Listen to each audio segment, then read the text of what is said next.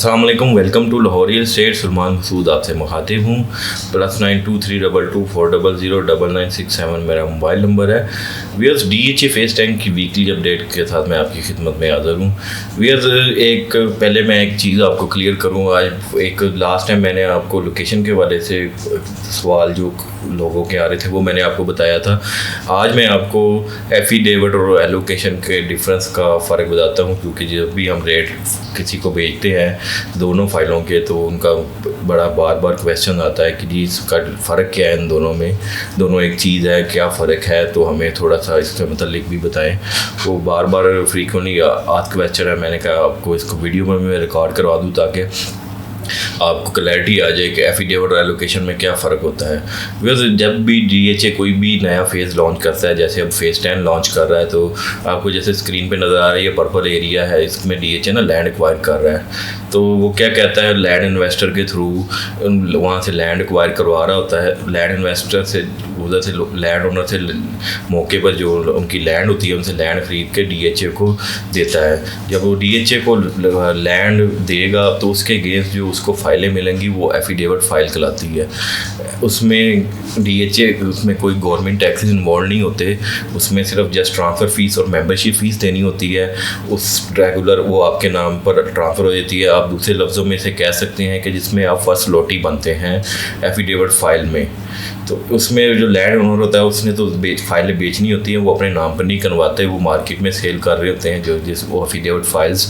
उसमें DHA की transfer fees भी कम है और किसी किस्म का गवर्नमेंट टैक्स अभी ख़रीदते वक्त नहीं है। फ्यूचर में FEDs के ऊपर लगेगा 3%, लेकिन जब बेचते वक्त, लेकिन फॉर द टाइमिंग आपको उसका टैक्स नहीं देना पड़ेगा। तो व्यूअर्स इसमें जब वो आपको एफिडेविट फाइल्स होती हैं उसमें आपकी डायरेक्ट आपके नाम का लेटर इशू हो जाता है। जब बाय करेंगे तो डायरेक्ट आपके नाम का इंटीमेशन लेटर आपके नाम पर इशू हो जाता है। जब वो एक मरतबा आपके नाम इंटीमेशन इशू होएगा तो उसके बाद 1 माह बाद वो एलोकेशन का DHA आपको लेटर दे देता है। उसकी कोई कन्वर्जन फ़ीस नहीं होती। तो उसमें जब आप एलोकेशन लेटर रिसीव करते हैं तो वो एक नॉर्मल जैसे DHA में ट्रांसफ़र होती हैं जिसमें बायर सेलर दोनों ट्रांसफ़र के वक्त प्रेजेंट होते हैं। बायर का तो ऑन बिहाफ भी चलता है लेकिन सेलर का मैंडेटरी होता है। उसमें वो फिर गवर्नमेंट टैक्सेस इन्वॉल्व हो जाते हैं जिसमें 3% टैक्स देना पड़ता है बायर को भी, सेलर को भी, FBR का। उसके अलावा आपका स्टैम्प ड्यूटी भी देनी पड़ती है, मेंबरशिप फ़ीस भी देनी पड़ती है, ट्रांसफ़र फ़ीस भी है। मैं मिसाल देता हूँ कि अगर आप 1 कनाल की फ़ाइल ख़रीदते हैं अब, तो एफिडेविट के ऊपर आपका ख़र्चा आ रहा है जस्ट 38,750 रुपीज़ ओनली। और अगर और मेंबरशिप का खर्चा आएगा 62,500। ये तकरीबन 1,05,000 रुपये का टोटल खर्चा है। लेकिन अगर आप एलोकेशन ख़रीदेंगे तो उसका खर्चा आता है तकरीबन इस टाइम 6,10,000 रुपया पुराने FBR रेट के मुताबिक। अभी अगर बढ़ गया तो लहदा बात है, यार ऐसे सेम रहेगा। तो उसमें आपको 6,10,000 रुपया आता है। इस वजह से अगर एफिडेविट की आज की कीमत देखें तो वो 75 लाख के करीब है, 75.25 के। और एलोकेशन आपको मिल रहा है तकरीबन इस टाइम को 71 लाख के करीब। तो फिर आपको ये देखना होता है कि गिवन डे कि आपको ट्रांसफ़र किस में सस्ती पड़ रही है, दोनों की कैलकुलेशन करें। अगर आप ट्रांसफ़र फ़ीसें और फाइल प्राइस को इंक्लूड करके कि जो भी सस्ती मिल रही है आप उसको बाय करें, दोनों सेम होती हैं। उम्मीद करता हूँ ये इंफॉर्मेशन आपके लिए हेल्पफुल होगी। चलते हैं अब रेट्स की तरफ। व्यूअर्स अगर हम रेट की बात करें तो इस टाइम 5 मरला आज का रेट है तकरीबन एफिडेविट का 24 लाख का 7 सितंबर को। एलोकेशन इस रेट पर अवेलेबल नहीं हो रही, कोई भी बेचने को तैयार नहीं है और बड़ी खासी बाइंग हो रही है इस टाइम। 8 मरले की अगर हम बात करें तो एफिडेविट 31.5 लाख रुपए में अवेलेबल है और एलोकेशन हार्ड टू फाइंड है इसमें भी। अगर व्यूअर्स हम बात करें फेज़ 10 में 10 मरला फाइल की तो 10 मरला का 43.5 लाख रुपए में एफिडेविट अवेलेबल है, एलोकेशन इसका हार्ड टू फाइंड है।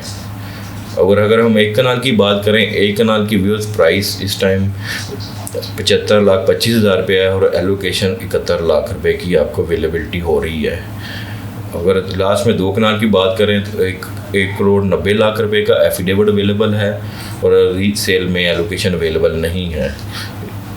और वेज लास्ट में जब कमर्शियल की बात करें तो 4 मरला इस टाइम 1,18,00,000 रुपये में आपको अवेलेबिलिटी इसकी आ रही है। एलोकेशन मिला तो तकरीबन 1,10,12 के करीब आपको मिलेगा।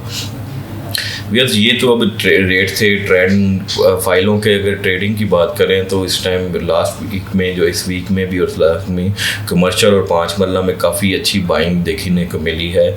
लोगों ने इसको बाई किया है और एक कनाल की भी काफ़ी बाइंग हुई है। 10 मरला में इतनी ज़्यादा नहीं ट्रांजेक्शन दिखने में, लेकिन दर्जनों में इस वीक में एफिडेविट जमा हुए हैं 5 मरला में और 4 मरला में भी, कमर्शियल में भी। तो इसमें ट्रेडिंग देखने को मिली है। अब लोगों का अब ये भी क्वेश्चन स्टिल आता है कि जी ये और तो नहीं गिर जाएगा, आज ख़रीदता हूँ। तो अभी थोड़ी सप्लाई आगे फ्यूचर में यही नज़र आ रहा है कि इसके करीब ही रहेगी। रेट यहाँ पर आके स्टेबल हो चुके हुए हैं, नीचे नहीं जा रहे, क्योंकि इस टाइम इस रेट्स पर बाइंग हो रही है और बहुत कम चांस है कि इसका ये नीचे जाए। यहीं पर आपको स्टेबल रेट मिलेगा। 25-50 हज़ार का ऊपर नीचे रेट, या लाख का मिनिमम ऊपर नीचे हो सकता है। इससे ज़्यादा यहाँ पर रेट में फ़र्क होता नज़र नहीं आ रहा है। और बड़ी अच्छी खासी तादाद में लोगों ने इसमें मार्केट में मुख्तलिफ डीलर्स ने इसको बाई करवाया है अपने इन्वेस्टर्स को कि जी हम इसको अच्छा रेट होगा कि इसको बेचेंगे 6 महीने, साल या 2 साल के टाइम फ्रेम के साथ। तो व्यर्स ये थी इंफॉर्मेशन इस वीक के लिए। उम्मीद करता हूँ ये वीडियो आपके लिए हेल्पफुल होगी। अगर आप DHA फेज 10 में बाइंग सेलिंग करना चाहते हैं तो स्क्रीन पर दिए हुए नंबर पर मुझसे रब्ता कर सकते हैं। मैं फिर भी अपडेट कर देता हूँ, +923224009967 मेरा मोबाइल नंबर है। वीडियो अगर आपको पसंद आए तो वीडियो को लाइक और चैनल को सब्सक्राइब जरूर कीजिएगा ताकि आपको इस तरह की इंफॉर्मेटिव वीडियो मिलती रहे। मिलते हैं नेक्स्ट वीक में। अल्लाह हाफिज़।